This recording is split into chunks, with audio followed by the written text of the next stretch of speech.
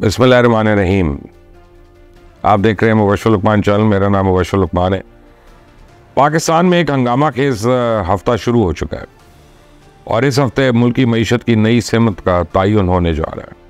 सियासी अफरा तफरी के खात्मे के लिए अहम फैसले होने जा रहे हैं। निज़ाम की बका और इस्तेहकाम के लिए फैसला कौन इक़दाम किए जा रहे हैं। इस्लामाबाद में शंघाई कॉन्फ्रेंस के इंतजाम मुकम्मल है। गैर मुल्की वफूद की आमद का सिलसिला जारी है।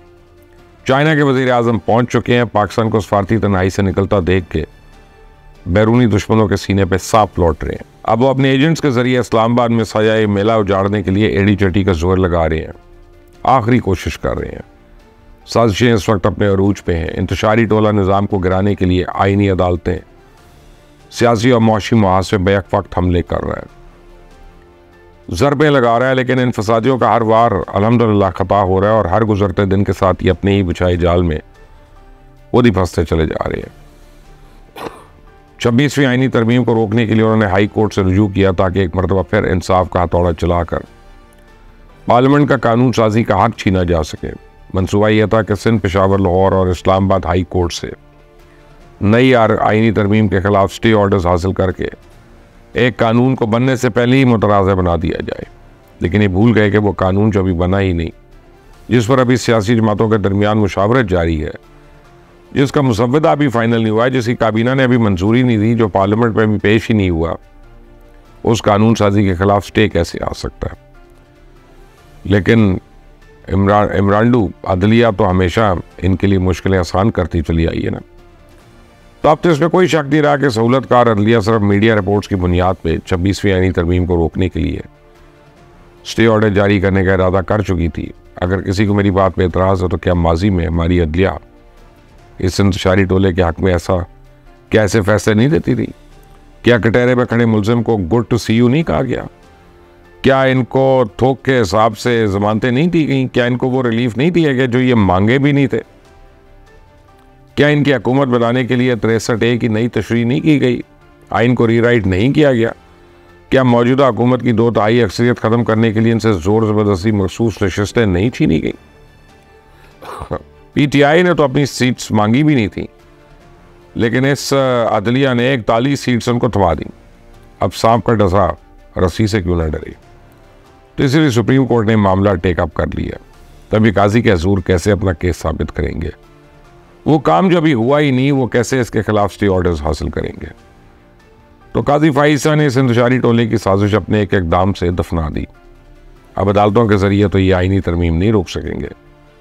मौलाना फजल रहमान आईनी अदालत की बजाय आईनी बेंचेस कायम करने की तजवीज़ दे रहे हैं। तो चुनैल मुझे बता रही है कि जजेस का तकर्रुर और चीफ जस्टिस साहिबान की तयनाती के तरीक़ाकार पर इत्तफाक हो चुका है और काजी फाइसा की रिटायरमेंट से पहले कम अज़ कम तरमीम का तो ये हिस्सा तो मंजूर हो जाएगा, ताकि ये इंतशारी टोला और इसके सहूलतकार अदलिया जिस नोटिफिकेशन का इंतज़ार कर रहे हैं वो नोटिफिकेशन जारी हो सके। लेकिन वो नोटिफिकेशन उस शख्सियत के लिए नहीं होगा जिसके लिए दाव खेला गया। ये तो थी अदालती महासबिन की बड़ी नाकामी। अब सियासी महासबिन की बर्बादी का किस्सा भी सुन लें। यह इमरान खान का बयानिया जो तारीख में पहली बार नाकाम हो रहा है। 15 अक्टूबर को एहतजाजी कॉल पर PTI टूट फूट का शिकार हो चुकी है। बल्कि हो सकता है जब तक ये एडिट होकर आपके पास आ रहा हो ये कॉल वापस हो गई हो। हम्माद अजहर, असलम इकबाल, मुराद सईद, शहबाज गिल, शहजाद अकबर समेत इंतशारी टोले के तमाम भगोड़े इनकलाबी जो चूहे की तरह अपने बिलों में छुपे हुए थे, वो गला फाड़ फाड़ कर कह रहे हैं कि निकलो निकलो निकलो, खान एक हकीकत है। लेकिन असद कैसर, बैरिस्टर गौर, अली मोहम्मद खान, रऊफ हसन, शेर अफजल मरवत और अली अमीन गंडापुर जो सब ग्राउंड पर हैं, जिन्होंने बाहर निकलने के संगीन नताइज का सामना करना है, वो उनको शट अप कॉल दे रहे हैं। तुर्की ब तुर्की कह रहे हैं कि मत निकलो क्योंकि खान पहले हकीकत थी, लेकिन अब एक मुसीबत है। ये जानते हैं कि अगर 15 अक्टूबर को हम निकले तो मुल्क का वकार दाव पे लग जाएगा। रियासत पूरी कुव्वत से इसका जवाब देगी। कारकुनों के रहे से हौसले भी टूट जाएंगे, पार्टी बिखर जाएगी, सारी मकबूलियत एक दिन में बढ़ जाएगी और हमारे लिए अवाम के दिलों में जो हमदर्दी बाकी है वो भी ख़त्म हो जाएगी। तो माजी में तो ऐसा कभी भी नहीं हुआ कि इमरान खान ने इन्हें कोई हुक्म दिया हो तो उन्होंने इस तरह हिचकिचाहट का मुजाहरा किया हो। ये पहली मरतबा हुआ है कि इमरान खान के अपने सिपाही इसका बयानिया मुस्तरद कर रहे हैं, इसके ऐलान पर सड़कों पर आने की बरमला मुखालफत कर रहे हैं मुखालिफ को रोंदने की बजाय उससे बातचीत करने के लिए सलाह मशवरा दे रहे हैं। ये पहली मरतबा हुआ है कि इनके लोग खान नहीं तो पाकिस्तान नहीं के नारे पर एतबार नहीं कर रहे, और ये पहली मरतबा है कि अली मीन गंडापुर अपनी जमात के भगोड़ों को समझा रहा है कि पाकिस्तान है तो खान है, पाकिस्तान है तो हम हैं। और ये सबूत है इस बात का कि इमरान खान का बयानिया जो है बढ़ गया। ये सबूत है इस बात का कि PTI में इमरान खान के खिलाफ बगावत फूट चुकी है। ये सबूत है इस बात का कि PTI तकसीम हो चुकी है।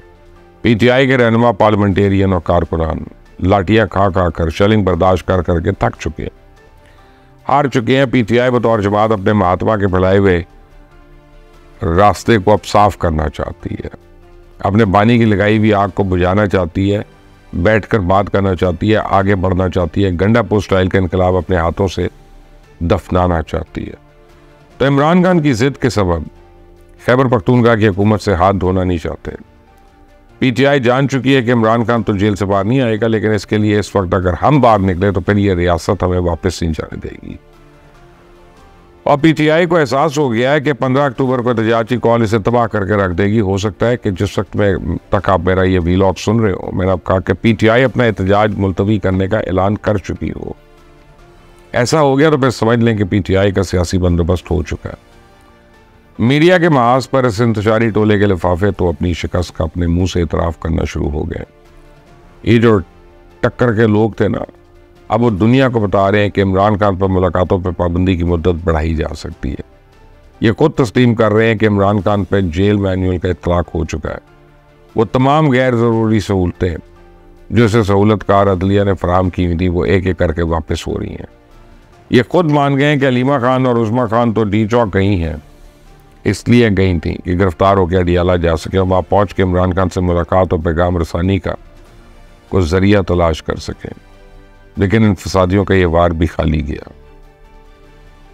अगलों ने दोनों बहनों को जेलम की जेल में भिजवा दिया। इस इंतजारी टोले के लिफाफे इतने मायूस हो चुके हैं कि अब उनको इमरान खान का अंजाम करीब दिखाई देना शुरू हो गया।